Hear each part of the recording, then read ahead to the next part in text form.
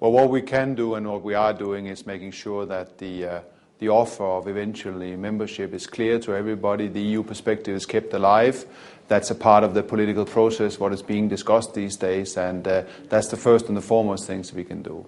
What we have been doing in addition is, of course, that we have conversations with the political leadership, with the civil societies, to make sure that wherever our opinion could be heard or should be heard and could be of help, that it is of help.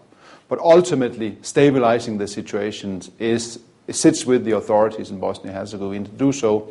Well, that's been 20 years of tradition in turning any disagreement into an ethnic disagreement in Bosnia and Herzegovina, and it has been something that I can tell you that we, together with our member states, have warned about this time round, not to turn this issue into an ethnic issue, because it is not. It's socioeconomics, it's dissatisfaction with the system, it's dissatisfaction with poverty, dissatisfaction with the lack of opportunities, dissatisfaction with movement forward, and we very much hope that the conversation will stay on that track. So ethnic has no role in this, neither does violence, and these two things normally go together. Any citizen initiative that comes up with meaningful suggestions on how to do things are welcome. We have that in our normal EU engagement with civil society. It's very broad. We spend a lot of money on that.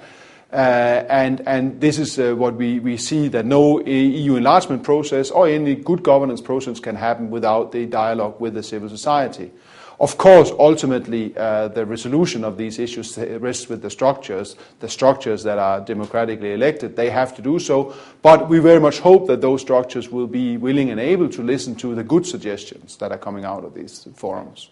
The structure of the country is built on what was the peace deal in '95, and there has been no significant changes to that since. I think when we listen to what the people they're pointing to, and of course there are as many voices as there are people out there right now, but I think generally speaking, what the commentaries are on is the issue of the socio-economics of the system. That is what people really are dissatisfied with, and of course this displeasure points to a systemic structural issue, but it is not something that undermines what is the structure right now of the country. Dayton established it. That is the basis on which we work, on which they work, and that's very much still there.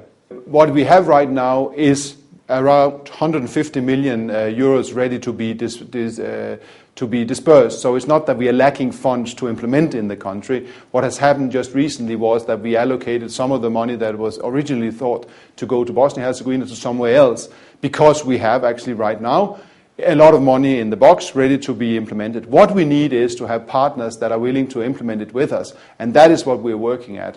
This is some of the issues that we are challenged with right now, that we need the political establishment to engage with us to enable us to disperse those money. And that is needed in order to keep the EU path alive. We need partners. We do that in partnership. So the offer is not an ultimatum, but the offer of eventual membership is there. We hope very much the political leaders will pick it up.